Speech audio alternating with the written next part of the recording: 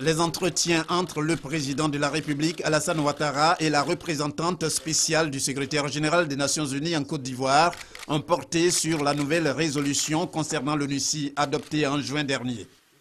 Je suis venu ce matin faire le point de la situation.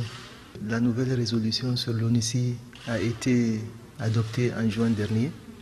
Donc je suis venu rendre compte au président de la République des dispositions de cette nouvelle résolution et de ce que cela implique, aussi bien pour l'ONUCI que pour la Côte d'Ivoire.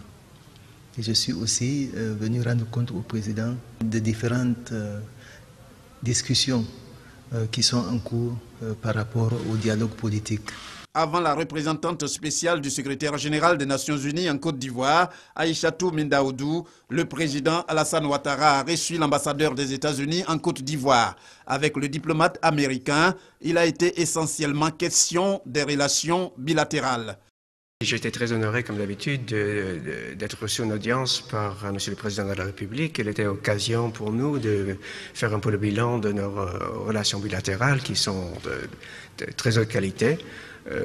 On est à la veille presque du grand sommet Afrique-États-Unis, donc il était question de discuter un peu les rencontres que la délégation ivoirienne aura à Washington. L'ambassadeur des États-Unis en Côte d'Ivoire a été succédé dans cette série de rencontres avec le chef de l'État ce lundi par le président de la commission de l'UEMOA.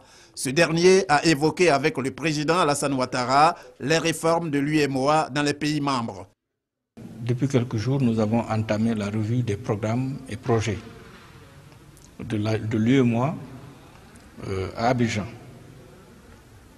Et la conférence des chefs d'État nous avait instruit de voir l'ensemble des programmes, projets et des réformes qui sont en cours dans les pays. Où en est-on, pays par pays? Nous avons déjà fait 3 pays, le Togo, le Bénin et le Burkina Faso. La Côte d'Ivoire est le 4e pays.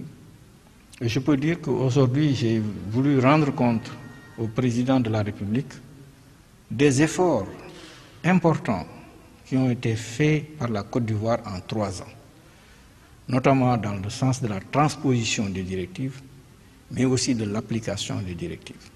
Le président de la commission de l'UEMOA a par ailleurs indiqué avoir reçu des conseils de la part du président de la République, Alassane Ouattara, l'encourageant surtout à conduire l'UEMOA comme un véritable instrument intégrateur sous-régional.